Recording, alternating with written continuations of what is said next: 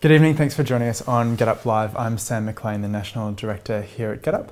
Sorry we're a couple of minutes late tonight, but we just wanted to give everybody a chance to tune in. So there are 12 days left until the federal election. We're getting ever so close, and tonight we've got about 15 minutes, and I just wanted to go through both some great news from the Electoral Commission, some news about our scorecards on election day, and some questions that we've been getting through from GetUp members in the last couple of days. But first, just some really great news from the Australian Electoral Commission. The AEC just announced that the size of the electoral roll has increased by 624,000 Australians since the last election. So over 624,000 people have enrolled to vote. That's up from 440,000 in the period before. So the number of Australians who are enrolling is up by about 30%, and we know now that 85% of people are enrolling to vote online. What does that mean? Well, it means that our campaign, your campaign, is working really, really well. The history here is that 0% of people enrolled to vote online at the last election.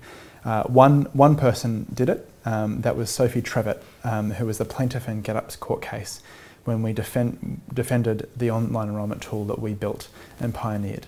The AEC at that time took GetUp to court and tried to have an injunction against us using online enrolment.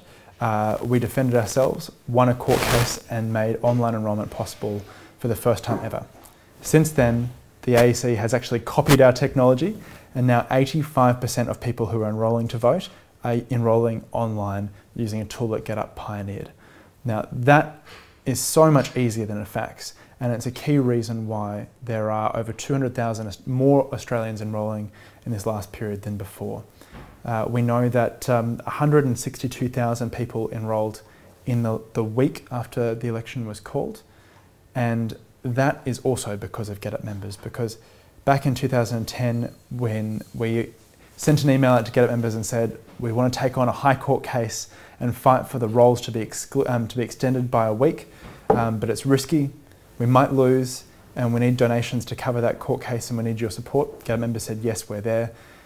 We took that court case on, and only because of GetUp members, only because of that court case, people had 7 days to enrol to vote this election. 162,000 people used it.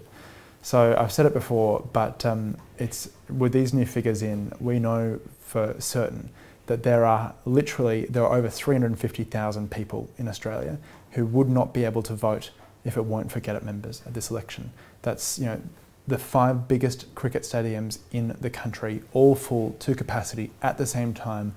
That many people would not be able to vote if it weren't for your campaigns. So that, regardless of the result in 12 days' time, I think is incredible news for us all to celebrate.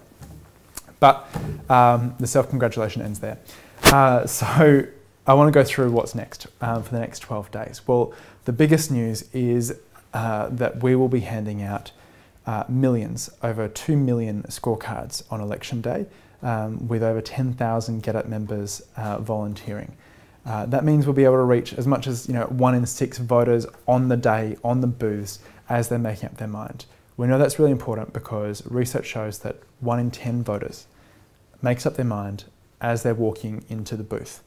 And this election, with your help, they will be making up their mind, walking into the booth with a GetUp scorecard in their hand, showing them where the parties stand on the issues. So I want to take you through a little bit of detail about these scorecards and how you can be part of having that impact on election day. So GetUp is an independent organisation. We don't tell people how to vote, but what we do is campaign very strongly on the issues, and then we stack up where the parties stand on the issues that GetUp members have prioritised. Through the get-togethers that we held this year, 330 meetings across the country, and then the huge national survey which every GetUp member is invited to take part in, we've prioritised the issues that are most important to the GetUp community. We then went and asked all the parties where they stood on key policy tests on those issues. Most of the parties responded, some parties did not. The Liberal Party and the Katter Australia Party did not respond, for example. So in those situations, we have taken their stated positions from their party platform or from prominent media sources, and we've answered where they stand. Or if we're not sure where they stand, we've simply put on the scorecard that we don't know. The result is a scorecard that goes through 12 top priorities for GetUp members and shows out of a 5-star rating where each party stands. Users who get the scorecard can then click through to the website and see exactly the responses that parties gave us on a number of different issues. We've also got in there some really great quotes from some very prominent Australians, people like Julian Burnside, who are talking about why the issues that are on the scorecard are really important. It shows where the parties stand on a fair go for asylum seekers, on marriage equality, on Indigenous reconciliation and recognition, on a fairer economy, on education, on tackling climate change, on investing in renewable energy, on coal seam gas, and a few more. I think they're really powerful documents, and we need a lot of members to volunteer to hand them out. It's really fun to get out there on polling day with something that voters actually really appreciate receiving, some independent information, and to volunteer with other GetUp members. So if you'd like to be part of that effort, we really need volunteers to step forward and hand out on election day. Please email us at takeaction@getup.org.au, takeaction@getup.org.au. If you can join some other GetUp members in your area, spend a couple of hours handing out those scorecards. It makes a huge difference. So we've had a couple of other questions that have come through from GetUp members in the last few days that I want to take this opportunity to respond to.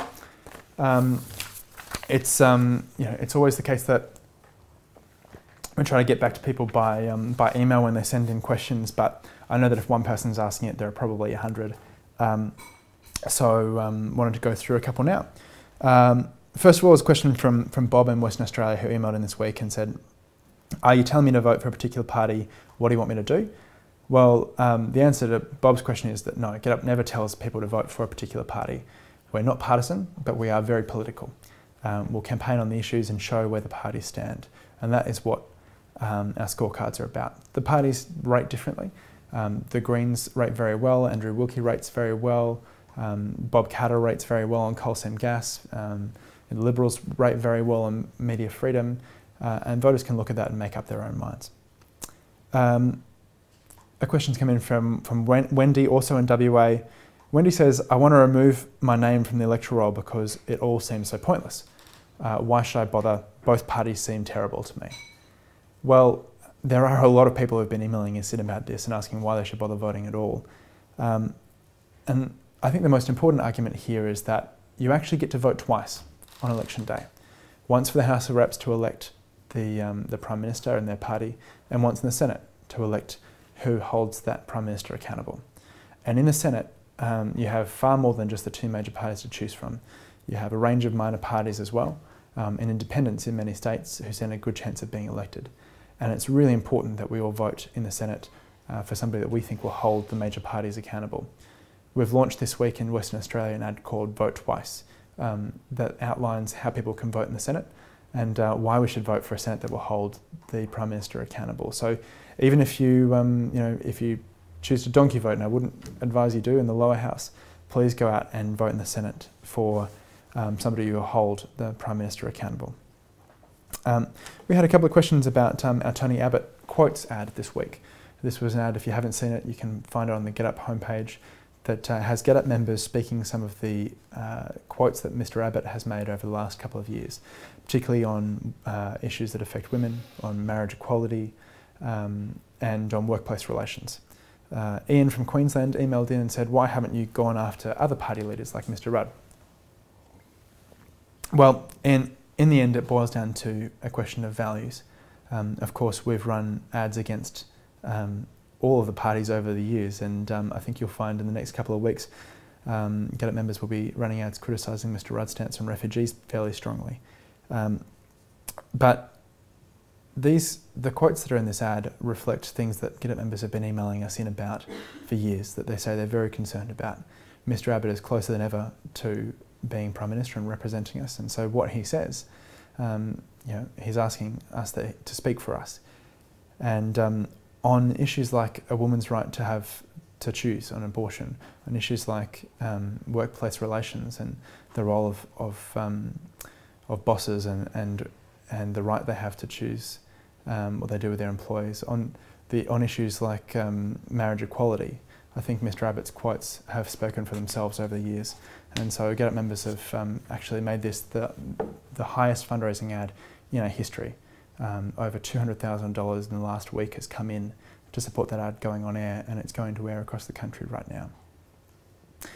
We've had a couple of questions about our Game of Seats video. This is a parody video that we released last week using the popular TV show Game of Thrones and adapting it for the Senate to show why it's so important to vote for balance.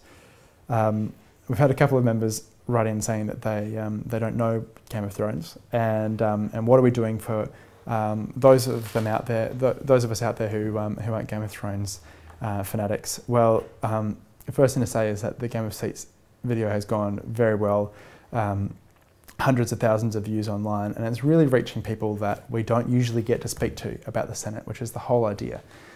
We know that there are a lot of people out there who really find politics boring to engage with, who are really hard to reach through traditional media, but they're downloading Game of Thrones in their millions every week. And these are the kind of people that we've been able to reach. Hundreds of thousands of views in the last few weeks talking about the Senate. That was the whole idea of the Game of Seats ad. So we're very proud of the impact that that's had. But there are a huge number of people out there who haven't watched Game of Thrones, and for them, the Vote Twice ad that we've just released about the Senate is a great way to explain to your friends, forward to your friends and family, what the Senate is all about. And finally, this is the last question I'll go through now because it's important to get straight, is Jeanette from WA has emailed and says, sorry, I'm confused. From the video, I got that I should number the top box only in the Senate, above the line. But from what was said, I think I should number all the boxes below the line. Senate voting is really confusing, and we've had to pore through the Electoral Act in the last week to make sure that we're completely right about this. But you have two options. One is voting above the line, where you put a 1 only in one box for your favourite party. If that party is not elected, then your vote flows on to other parties through preferences that party has chosen. So, for example, if you vote for the WikiLeaks party in WA, and Jeanette's from WA, and they're not elected, your preferences will flow to a couple of other parties, and they'll probably end up with the Nationals, the National Party in WA, who'll be in a close race with the Greens. Your other option is to vote below the line. That means you number every single box below the line. In some states there are well over 100. Now that's great if you want to be able to choose exactly where your preferences go. But please be careful when you do so, because a large number of people stuff it up. It's very easy to understand how they do, because you have to count to 100 and the boxes are all over the piece of paper. It's a huge piece of paper. So our advice is, if you're going to vote below the line, please do so, but cast a safety vote above the line as well. You can number all the boxes below and also put a 1 in one of the boxes above the line, and that means that if your below the line preferences are muddled, for some reason your vote will not be wasted, the scrutineers will go and look at your above the line vote and count that instead. That's a great way to make sure that your vote isn't wasted. So Jeanette, that would be our advice on how to vote in the Senate. So thank you so much for tuning in once again. We'll have one more GetUp Live before the election, and please email through your questions that you'd like to discuss to info@getup.org.au. And if you'd like to join us on polling day and hand out those those scorecards that show where the parties stand, then take action at getup.org.au. Take action at getup.org.au is the email address to shoot us an email and join other members in your area. But thanks so much for tuning in, and I'll see you next week.